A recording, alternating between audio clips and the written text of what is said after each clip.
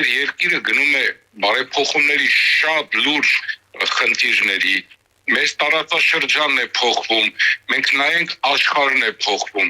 չի կարող մի կառույց մնա հին սովետական բարքերի մեջ։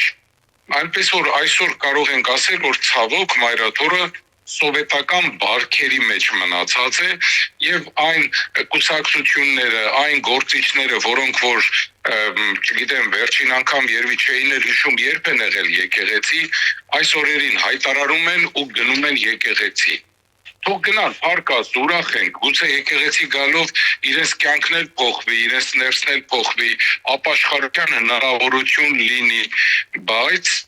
ինչ որ այս սրբազանների հետ վարչապետը կնքեց եւ ստեղծեց համակարգող խորհուրդ, սա բացառիկ քայլ է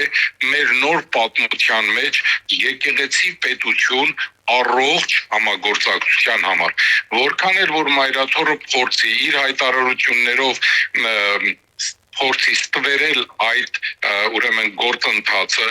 փորձի ասել, թե ինքը սրբազան հայրերին հրավիրել է, բայց չեն գնացել, ամենևին այդպես չէ։ Մեզ ոչ ոք չի հրավիրել, մեր նամակին ոչ մի արձագանք չկա,